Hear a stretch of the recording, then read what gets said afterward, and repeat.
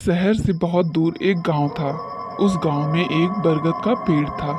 उस पेड़ पर एक झूला लटका हुआ था, लेकिन कोई भी गांव वाला उस झूले पर बैठने की हिम्मत नहीं करता था।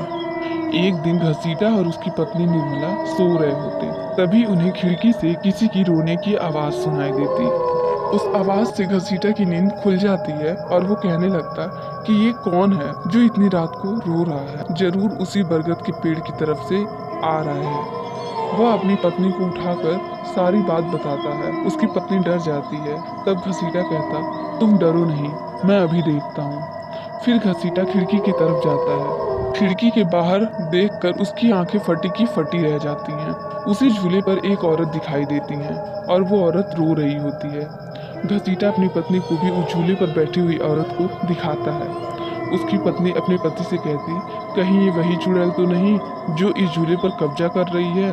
घसीटा अपने पति को डांट कर कहता, तुम पागल तो नहीं हो गई हो, वो सिर्फ एक औरत है। तब उसकी पत्नी कहती, भला रात के 2 बजे कौन झूला झूलता। घसीटा अपनी पत्नी से कहता, तुम रुको, मैं अभी देख कर आता हूँ। लेकिन उसकी पत्नी कहती, नहीं, मैं आपको कहीं नहीं जाने दूंगी। तभी वो चुड़ैल अचानक से गायब हो जाती। ये सब देखकर वो दोनों बहुत डर जाते हैं। तब उसकी पत्नी कहती, मैंने कहा था ना, ये कोई आम औरत नहीं है। तब उसका पति कहता, हाँ तुम सही कह रही हो, तभी तो कोई गांव वाला इस झूले के पास नहीं आता।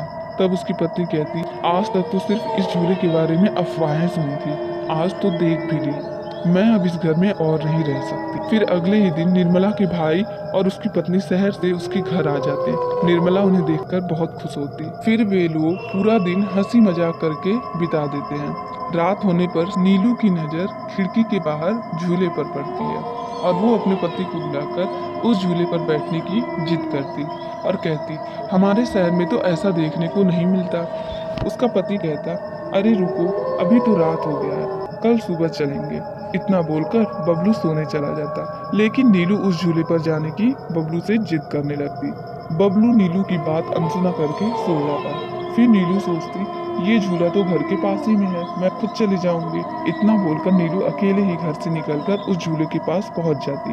वो उस झूले को देखकर बहुत खुश हो जाती और उस झूले पर बैठकर झूला झूलने लगती और गाना गाने लगती। कुछ देर नीलू ऐसे ही खुशी खुशी झूला झूलने लगती है। झूला झूलने के बाद वो कहती, आज तो मजा आ गया, चलो अब घर चलते हैं। जैसे ही नीलू झूले से नीचे उतरने की कोशिश करती, उसे महसूस होता कि किसी ने उसे पकड़ रखा है और वो झूले से नीचे नहीं उतर पा रही।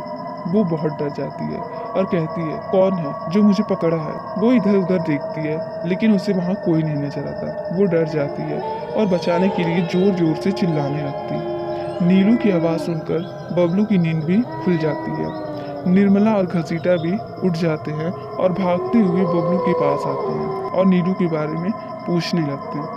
तभी घसीटा की नज़र उस झूले पर पड़ती है। नीलू को वहां देख घसीटा डर जाता है और वे तीनों भागते हुए झील के पास जाकर नीलू को वहां से घर लाते हैं।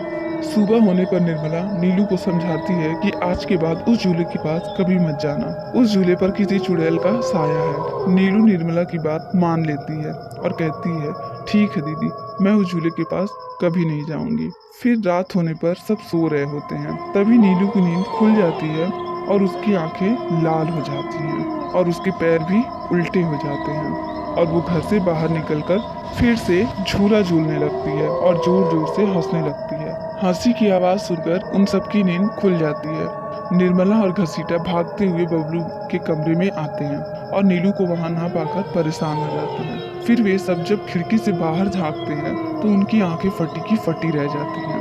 बाहर नीलू झूले पर झूला झूल रही होती है। निर्मला अपने भाई से कहती, अरे बेवकूफ, तू अपनी पत्नी को नहीं संभाल सकता। नीलू का पति अपनी बहन से माफी मांगते हुए कहता, दीदी मैंने इसे समझाया था पर इसने मेरी बात नहीं मानी।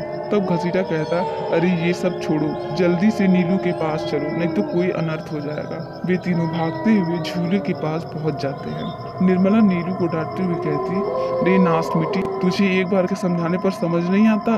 कल अभी मैंने समझाया था ना कि इस झूले पर मत आना, चल जल्दी नीचे उतर। नीलू जोर जोर से हंसने लगती। तभी तीनों की नजर नीलू के पैर पर पड़ती है।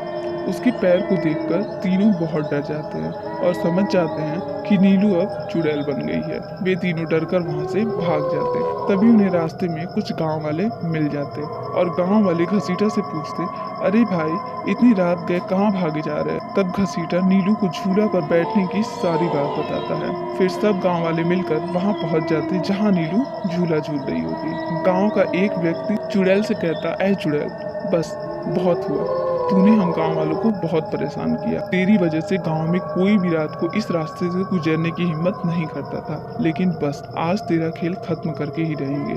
चलो भाइयों, आज इस चुड़ैल को जिंदा नहीं छोड़ेंगे। हमें इस झूले को इस पेड़ से काट के अलग करना होगा। फिर कुछ गांव वाले खंजर से झूले की रस्सी को काट देते हैं। झूला टूटते ही नीलू नीचे गिर जाती और चुड़ैल गुस्से से नीलू के शरीर से बाहर निकल जाती और कहती, ये तुम लोगों ने सही नहीं किया, मैं तुम सबको मार डालूंगी। तभी एक गांव वाला उस झूले में आग लगा देता है। उस झूले में आग लगते ही वह चुड़ैल भी तड़पने लगती और कुछ ही देर में वह जलने लगती। चुड़ैल चिल्लाने लगती और कहती, गांव वालों, मैं तुम्हें जिंदा नहीं छोड़ूंगी। फिर देखते ही देखते चुड़ैल जलकर राख हो जाती और गांव वालों को उस भूतिया झूले से छुटकारा भी मिल जाता है।